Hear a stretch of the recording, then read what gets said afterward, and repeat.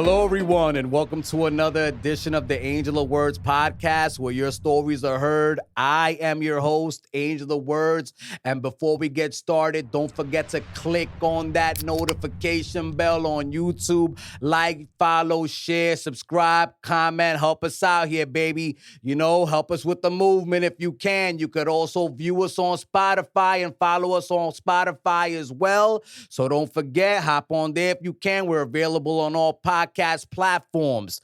In addition to all that, we have the affiliate links below if you want to start your own podcast and you need to know what to get. Look in the description. We're hooking you up.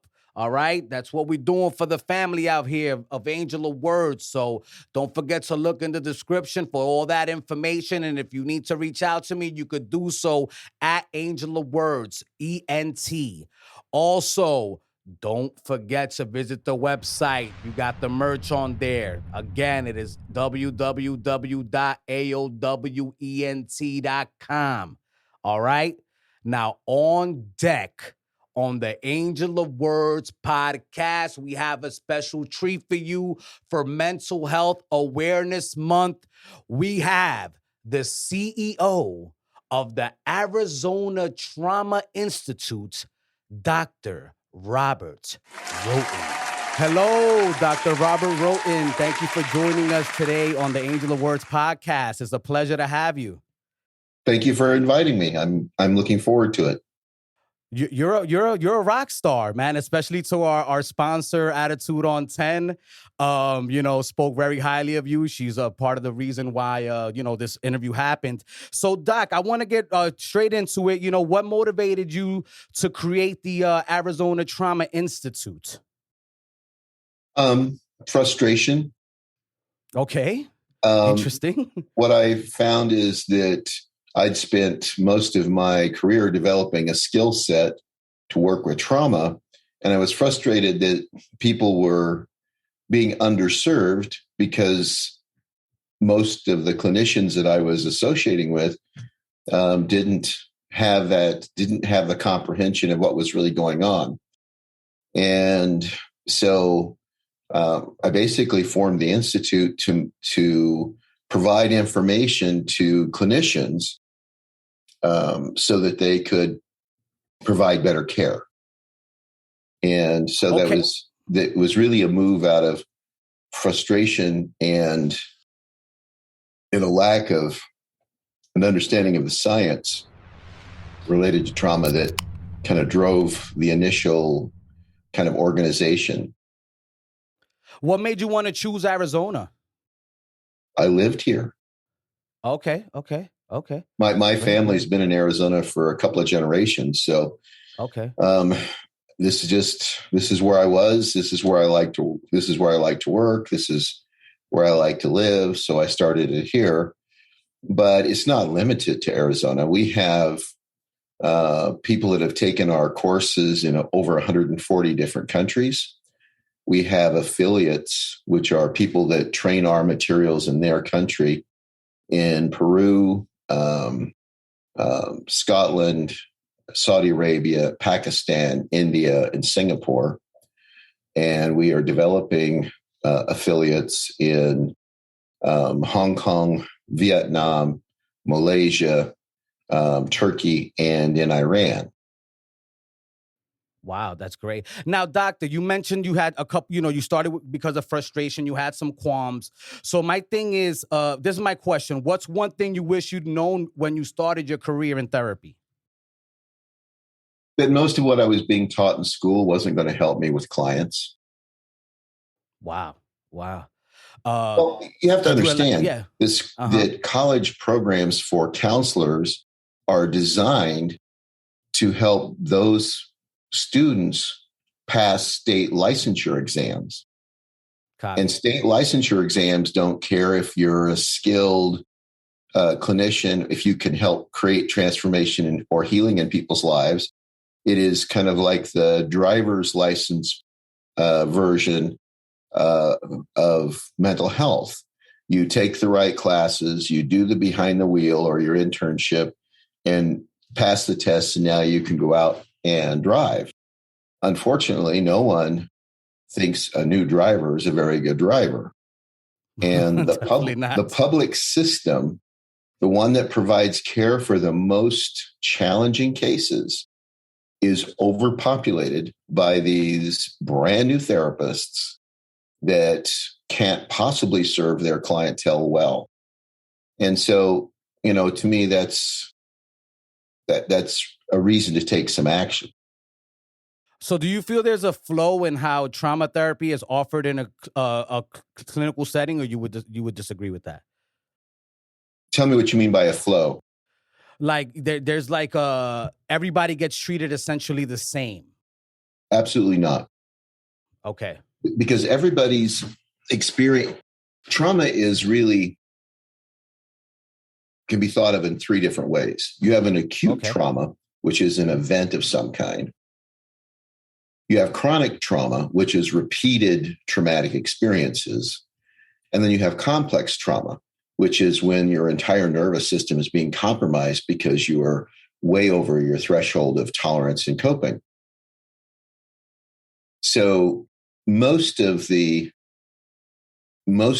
people that are trained in college programs tend to be neocortex oriented. In other words, they're very cognitive behavioral in their approaches, which assumes that your client can think clearly, can be self-reflective, can self-evaluate, can sequence their memories okay. The problem is with trauma clients, you can't do that. And their experience has sensitized them in ways that are unique to them. So there isn't a one size that fits all. You have to tailor the treatment for each individual person. And that's another reason why in the big public system, trauma treatment doesn't work very well, because you don't have people quite often with enough experience to be able to tailor it to the high needs of the person that they're working with.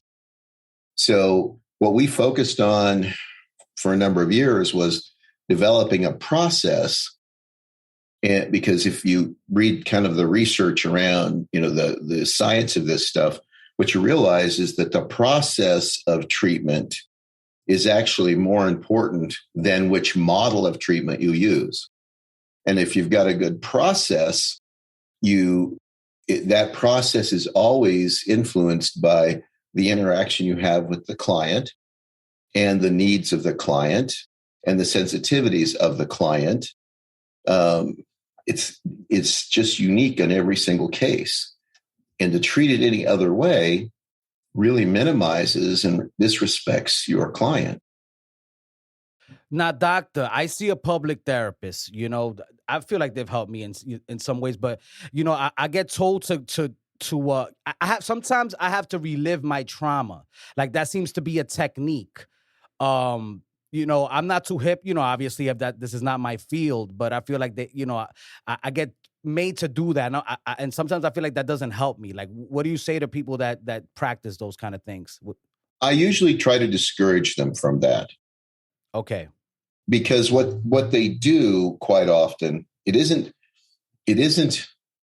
bad to look at the memory, but you have a lot of people that are not very skilled, that what they do is activate the memory and they plunge the person into reliving the emotions that go with the memory. And in trauma work, you want to be able to access the memory without activating all the intense emotions. Yeah. Because that's how you integrate it. You allow them to re-experience the memory without becoming overwhelmed by the emotions. It helps them integrate that and not be overwhelmed by it.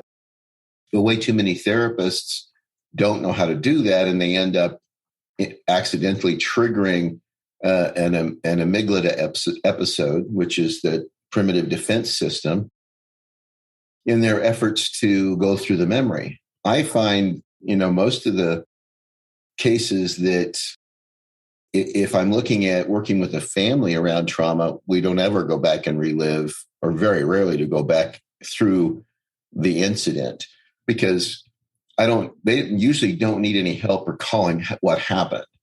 And what I'm more interested in is what did they do to get through that moment? and I find value in those actions, and I can find competence. And so that's what we focus on, is that how do we find their assets, and how do we find their competencies, and how do we help them put those into work to help them, rather than getting slogged down and repeated runs through the memory. So how do you folks go about helping? How do you folks go about helping build new neurological connections and trying to help people move on from their trauma? Part of that is when you start looking at assets over deficits, it's pretty easy to help people kind of develop a strategy. So, you have, I'll give you a simple example. I had a conversation with some people this morning where I was kind of using this. So you have somebody that has a trauma history, and the way they have dealt with that trauma history is to become an alcoholic. They consume large amounts of alcohol so they don't have to feel the sensations that they had when they were experiencing the trauma. That is so overwhelming for them and the alcohol gives them relief. And what a lot of the systems say, well, the alcohol is the problem. Well, the alcohol is not the problem. The state that drives their need to avoid is the problem. And that's where you have to start. And what we found is if we can help address that underlying state, the other problems just improve on their own. And people self-correct when they're not locked into that kind of overly defensive responses. So, in a situation like that, rather than looking at, well, how many times do you use and what do you use? And,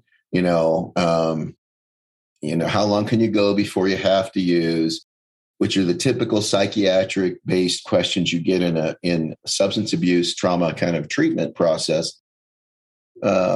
I ask them questions like, where's a place that you never use? How did you discover you could go there and not use? What are the strategies you use not to use? So I'm asking questions similar to the therapist, but my focus is on what are the assets they brought to bear to get through that moment. And what I find is we find more and more of the assets, and we identify them, and we make them concrete, and we operationalize them. People they self-correct a lot faster than any model of treatment would do for you. So what do you say to people what do you say to people that ask you, Dr. Rhoton, why do you care so much about this? Why are you so passionate about these things? What would you tell them? Well, my interest was based on my own history. Okay. And trying to figure out why what I experienced, are there other people that have experienced these things? And so that kind of propelled me into kind of being a student of this. And then as I began to work with people and begin to see them be able to transform their lives without being overwhelmed and repeatedly traumatized by the process, I just continued to research and fine tune that. And ultimately I realized that even though I was teaching college, I could influence a few students each year. But I really wasn't going to get this out there in the hands of a lot of people. So when I stopped teaching in 2013, I put all of my energy into this. And now we see, we offer 60 or so different courses. We are operating on a global basis. We get, 8 or 9 emails a day from places in the world I've never been, and a lot of times have to look up on a map asking for help or services or for information. The world is hungry for knowing how to work with trauma without having to be overwhelmed by it. Now, Doctor, I noticed that you focus on juvenile justice, correct? And I wanna ask you, what is the Arizona Trauma Institute doing to curtail the school to prison pipeline? So I'm going to make a little correction there. One of the things that we work with is in the juvenile justice system, definitely. but it's just one of many things we do. Yeah, definitely. I'll give you an example. I spent 8 hours working with 40 probation officers this past Wednesday. A very delightful group of people. And it was explaining the biology of trauma to them, and that a lot of what you're seeing are biologically correct responses. They aren't willful bad behavior. They may be engaging in behavior that is socially inappropriate or gets them into trouble and has a relational cost, but it isn't bad behavior. And for example, you get a small increase in noradrenaline, and you are going to be angry and aggressive. And that's not, it's predictable. We know that that's going to happen. And so everybody wants the person to be able to stop doing that. Well, that's really tough. They aren't doing it on purpose. Is that their systems, their stress response system is overcoming their regular operating system. And as soon as that happens, they're going to engage in these behaviors. It's survival-oriented behavior. So it's a challenge for a lot of folks to kind of get their head around that, because they think this behavior is unpleasant, and so it's bad, or it's mental illness, or it's a disease. And the reality is that it isn't. It is a biologically predictable response. And the need is, how do we help calm that body down? How do we help them get in a more body? And because once they do that, the behavior itself goes away. Now, I've read an article in the New York Times the other day. The opioid crisis is still hitting hard. There's a lot of kids, still overdosing. What's going on there? And what do you think is going on there? And how are you folks? Because I know you help with substance abuse as well, like you mentioned. How are you folks over there at Arizona Trauma Institute helping to to combat that situation? Well, in this area, fentanyl seems to be the overdose of choice. But we are focusing on is changing the way treatment is structured. And if somebody is engaging in substance abuse or a compulsive behavior or a process addiction of some kind, there's a really chance that it's part of an avoidance system that is related to trauma, and that the sensory and somatic experiences of their body are so unpleasant every time they access that memory, they would rather do anything than experience that. And when they take whatever their choice avoiding substance is, it gives them relief from the fear of feeling that, which releases dopamine to reinforce that. And what we see people do that I think is, I don't really like it, but it's more of my own bias, is they want to work on the substance abuse as it's the core problem, because it's the most visible. And it doesn't require the skill that you would have to work on the trauma. But then when you look at the number of people that fail treatment in our country, roughly 90% of adults that go through treatment relapse within a year. They're spinning their wheels doing stuff that isn't very helpful. It makes companies a lot of money, but it doesn't have the long-term effects. So I think if we could, what I'm trying to do is get people to restructure these programs to resolve the underlying trauma first. And then it should be quite a bit easier to help them resolve the use. Are there any particular tactics that you can discuss on with us today that you try to use? Well, mostly it's a change in mindset. We use an approach called salutogenic, which is a wellness approach. Instead of asking what's wrong with people, we ask what's right with them, what's going on with them, what are the assets that they possess. And part of that theoretical process, if you will, is first and foremost, get them regulating. If you can get them into a calm body, we've known this since the early 50s with the work of Joseph Wolpe, that if you get somebody in a relaxed body, they can't feel anger, they can't feel anxiety, and they don't feel fear. So it doesn't make sense to approach it any other way. If you don't have that set in place, you have somebody that's overwhelmed. They can't even access their executive functioning system. With a small increase of stress hormone cortisol, it begins to essentially disconnect the different brain regions because it suppresses the function of the hippocampus, which means that your ability to be reflective, self-evaluating, to be able to plan and follow through, and to inhibit your own behavior are all suppressed. So as cortisol level goes up, your ability to access executive functioning and manage yourself goes down. So what we've done in the world of mental health is we recognize this process that they're either not sustaining it, or we don't get them regulated well enough, and we're trying to do an intervention with them, and then they fail. And instead of us realizing or taking responsibility and saying, I'm doing this in a way that can't work for them, we blame them.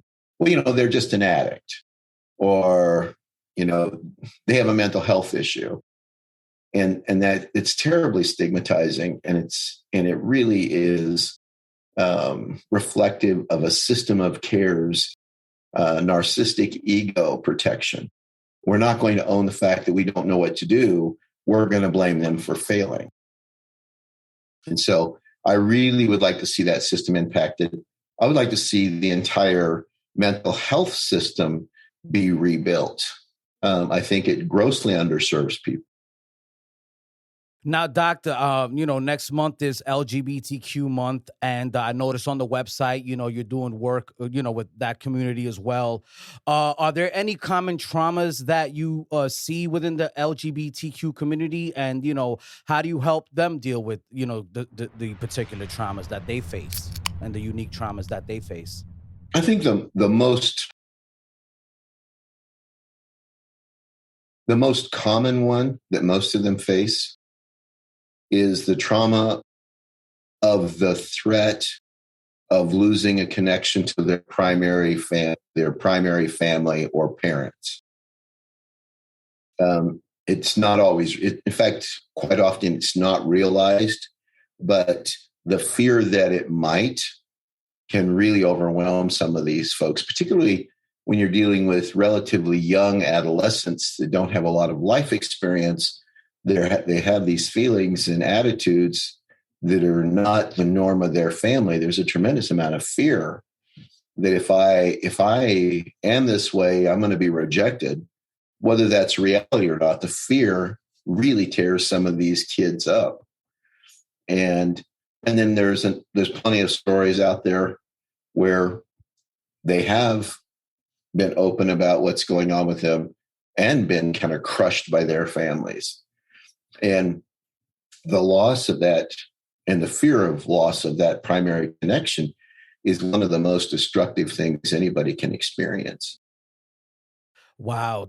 Thank you, Dr. Rhoton. Right now, we're talking to the CEO of the Arizona Trauma Institute, Dr. Robert Rhoton. This podcast is sponsored by Out of This World Threads, reminding you to be out of this world, and attitudeon10.com, another place where you can go and try to, help fight the traumas that you're going through. Doctor, you also deal with parents, and their children. in that relationship. What's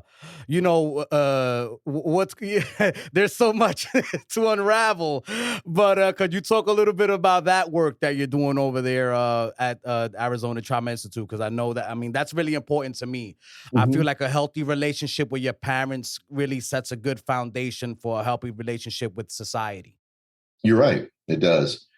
So what is funny for me is when you look at something even like ADHD, the Oregon Learning Center, which is one of the most found and prolific research centers on the treatment of ADHD, started saying almost 25 years ago that the best treatment for ADHD is to stabilize the emotional state of the parent. And the more stable the parent is, the more stable the child is. There's a fundamental biology at play here. We as human beings are not designed to be self-regulating at birth.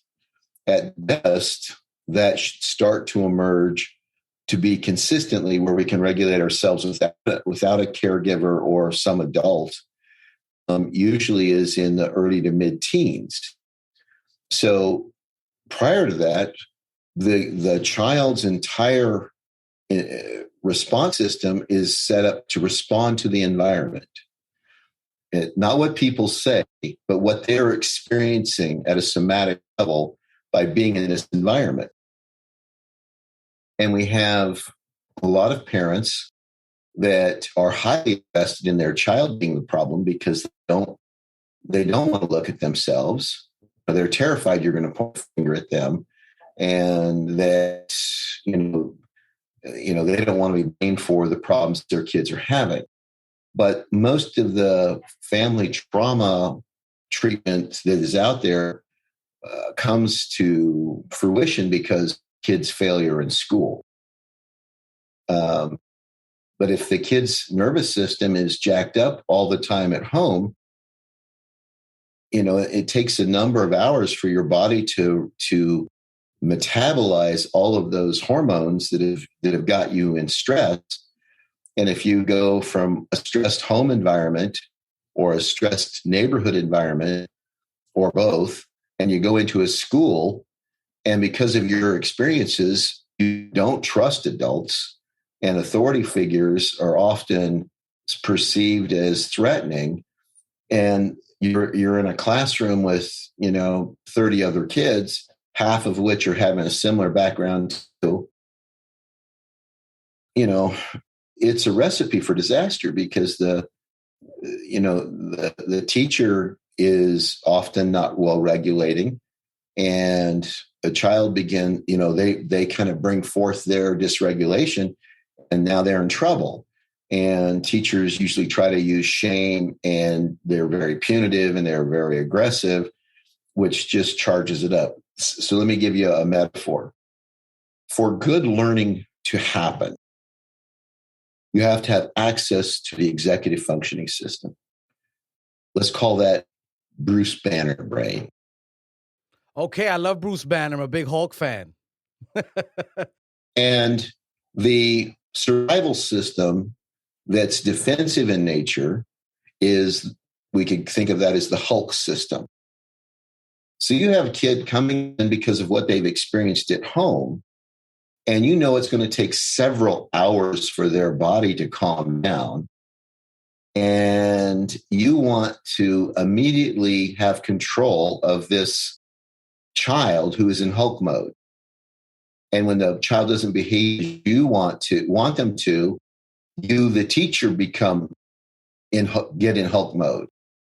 And now 2 Hulk modes cannot a Bruce Banner make. And so it's part of definitely not going to make a Lou Ferrigno, schools. We don't Yeah. work with kids. We work with the teachers and staff, because what we find is they don't regulate themselves well enough to traumatized children. When we work with families, I get a kick out of that, but most of the work is in the working with the parents. And as we get them stabilized and as we get them functioning better, the things improve with their child. But we have a mental health system out there that is conceptually way behind. For the last 150 years, a little bit longer than that, for at least the last 150 years, we think of the problem in a person, some deficit in a person.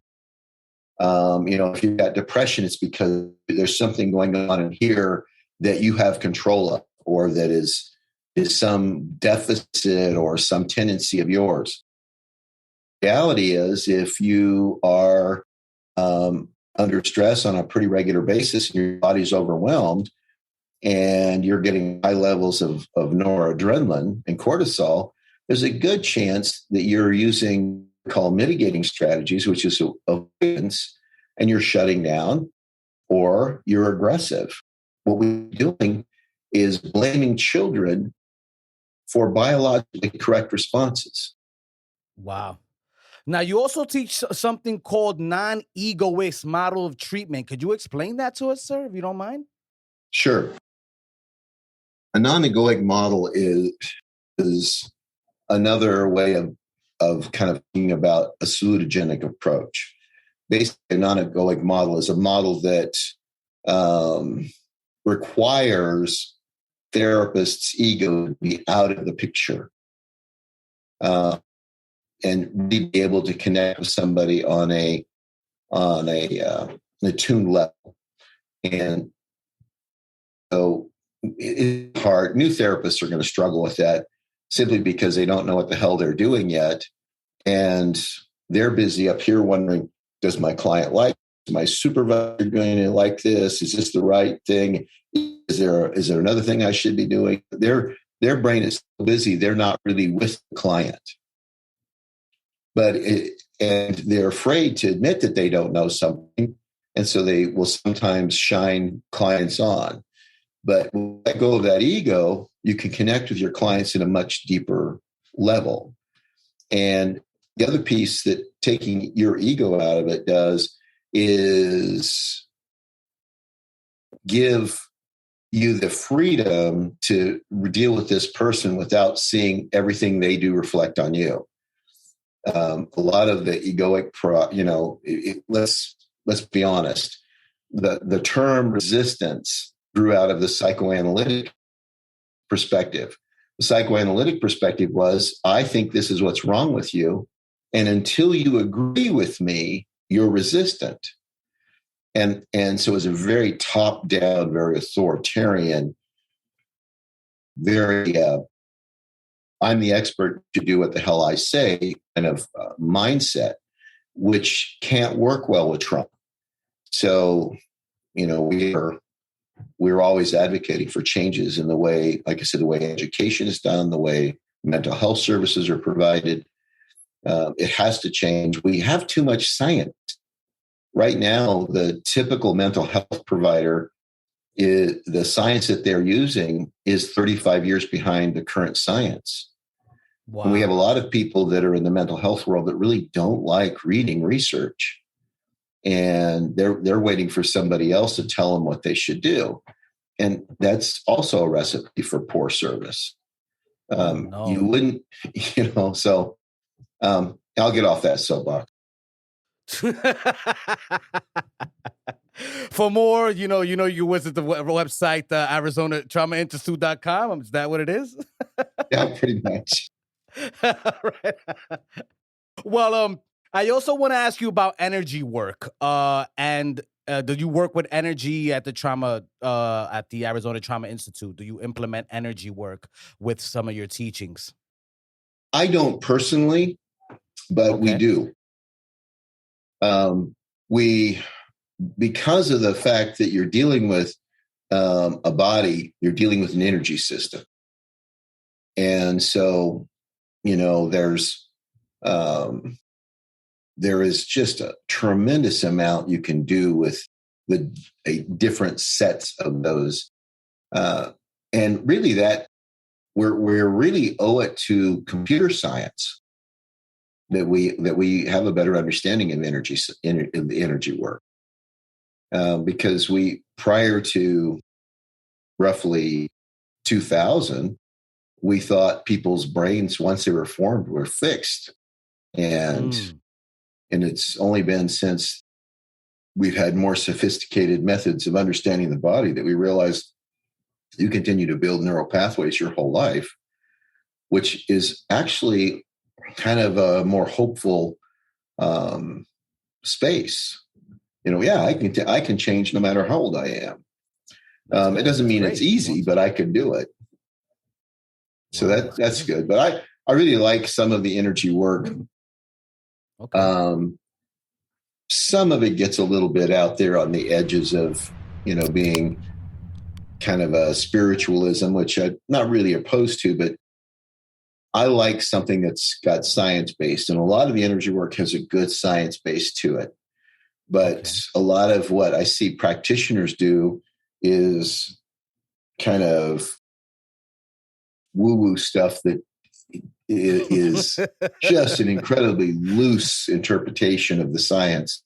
But the people that are really into that field and really are functioning along the science, I think it's wonderful.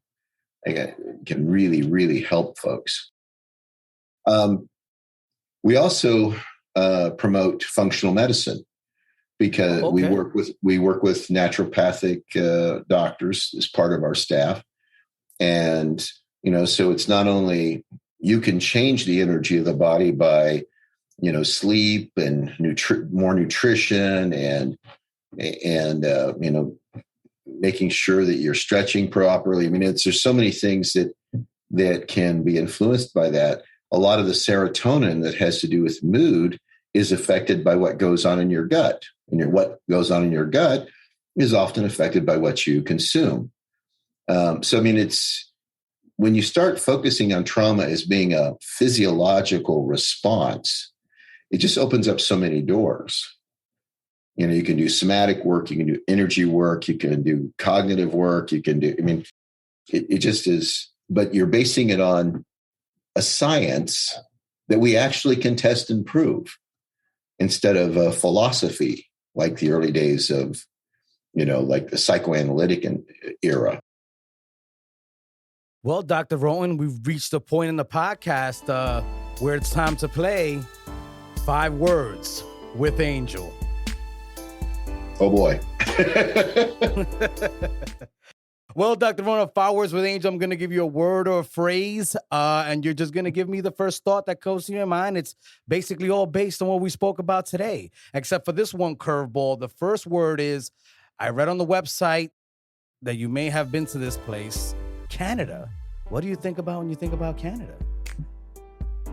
I have some great staff that live in Canada. Okay. So I don't really have much. Governments really don't mean much to me. And I find most of their policies annoying. What I really focus on is the people that I know from different countries. Mm-hmm. And I find people from all sorts of countries just really worthwhile. And I enjoy them immensely.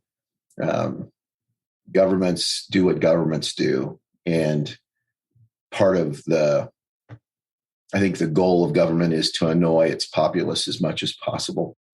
All right. Okay. The second word is criminal justice reform. You do, like we mentioned before, we spoke about it. What do you think about criminal justice reform? I think it's necessary. I think it's been improving a lot. When I look at least here in the state of Arizona, years ago, probably now close to 18 years ago, the Attorney General of the state of Arizona asked me to come and present to judges. And so, I spent a day working with Arizona's Superior Court judges. And at the time, they really hated everything I had to say. And over the last almost 20 years, now we actually have judges call us and ask us to walk through something with them so that because it's going to affect how they sentence somebody. So I've seen as kind of an embracing of the idea that we still hold people accountable. We're not giving anybody a pass, but is there a way to address their underlying need at the same time that we protect society? And I really admire a lot of the judges that have made that kind of transition. And I think that's going to continue. All right. The fourth word is Sigmund Freud. What do you think about when you think about Freud? Well, he's the only early psychologist that had peers file plagiarism suits and win against him. A lot of his ideas were stolen from other people. He only worked with around 13 total people in his clinical work, and he made all of these grand assessments off of that. He had arguments with other people of the time in Vienna because, there was a competition over certain of their clients that they were sleeping with. So I don't really have much use for the man. And I really am unhappy that we consider him the father of psychology, because his influence has actually been a handicap to development of a good science-based system. Wow. Now, the last word is, I'm going to go with substance abuse. Okay. For me, substance abuse is always about someone trying to avoid experiencing the sensations that they have when memory is triggered, or the threat that it might be triggered is there. Substance abuse can, and I'm going to broaden it out to be addictive behaviors of all kinds, certainly substances, but you have compulsive behaviors. They do the same thing. They keep you so distracted that you don't have to feel the things that you're not wanting to feel. Process addictions, the same. So it's that addictive process is often tied to, I would rather do this, even though I know it's hurting me, than to feel these things. And a lot of those things occurred in people's lives even before they had language. So they don't have a way to articulate it. It's just a sensory experience that they're just trying all their best to avoid. So wow. I find that's kind of substance abuse for me. Copy. Now, Dr. Rhoton, I'm going to ask you something personal to me. There's been, in my island of Puerto Rico, there's been a lot of feminicide lately. There's a lot of controlling men, a lot of toxic relationships. I don't know if you even, if you don't want to, answer the question, that's fine. But I just, I'm trying to look for answers. Why are men behaving in this way? Well, I think we're seeing I think you're seeing an intergenerational transmission of trauma. That we are several generations into. And I think a lot of the social issues that we're facing are related to that. Let me give you an example. It's not related to Puerto Rico because I don't know enough about Puerto Rican culture or history to be able to answer this. But what we do know is that the state of the mother, if her body's pumping full of these hormones and neurochemicals because of stress, they permeate the placenta and they activate the parts of the brain and nervous system and body of the developing child that would be activated in the mother. The problem is with the developing fetus, what that often means is that primitive defensive system, what we call the paralimbic, the amygdala system, the fight, flight, or freeze system, gets in utero stronger, faster, more developed. And because you're getting a lot of the chemicals and hormones are working in that area. and the ones where the neocortex is often underdeveloped. And you can see this with brain scans. And part of that is survival, because if this child is going to be born in a stressful environment, his body's already now prepared for it. And so what we have seen over the last, really since the 50s, is an increasing amount of domestic violence.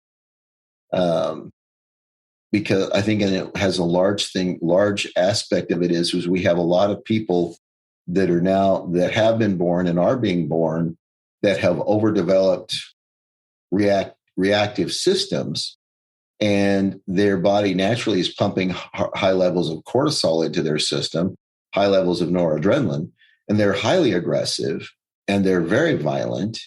And we tend to focus on the violent behavior rather than how do we get this body relaxed.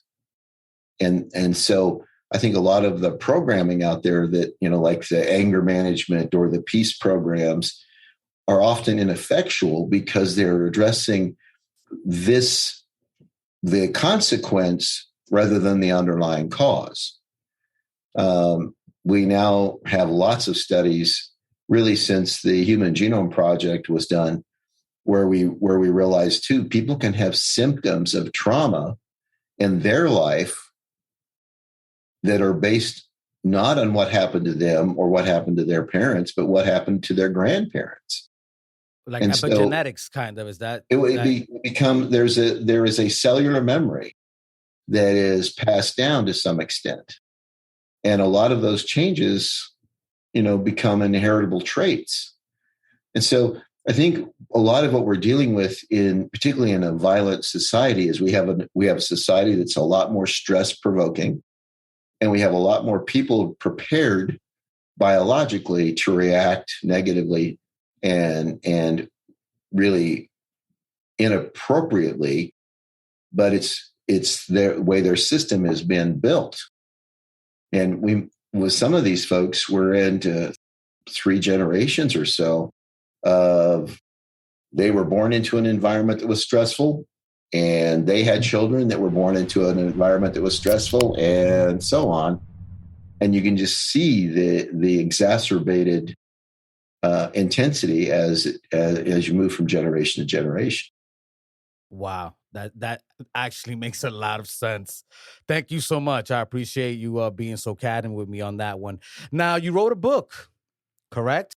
Several, actually, but yeah. Yeah. I would like, before we end the podcast, could you plug your book so people can know where they can get more, Dr. Rhoton in their life, Sure. The Trauma Treatment for the 21st Century is the most recent book, and it's basically goes through how to structure treatment to create successful outcomes with trauma clients. It's not model specific. It's a process, and you can plug any model into the process at the appropriate time. But it is, we spent a long time researching it, a lot, collected a lot of data from our own work, and put this together. So I think it's really makes it easy to understand what you need to do in order to help create transformation in the life of a trauma client.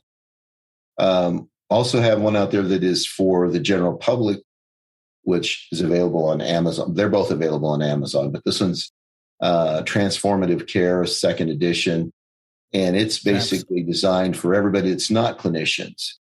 And go, what in your role, whatever it is, parent, HR director, whatever, these are the things you need to be aware of. Okay, and the website again, could you let us have it? Or can they find you on social media at all, Dr. Rhoton? You're available to them. Sure. If they do a search for Robert Rhoton, they're going to pull up, I don't know, 8 or 10 Google pages. Well, guys, there you have it. The man is available on Google, the Google Dr. Rhoton. He's out there, Don't forget to go to Amazon and exactly. And go to Amazon and purchase. Find me. Yeah. any search engine you can find to purchase his books, right or wrong. Why not? It'll help you, I would imagine. I think people will benefit from it. We get good reviews, so.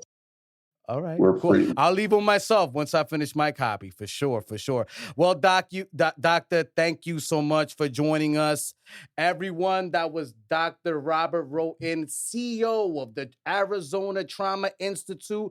Don't forget the podcast is sponsored by Out of This World Threads, reminding you to be out of this world, attitudeon10.com, and the website where you can find all the information in the podcast is AOWENT.com.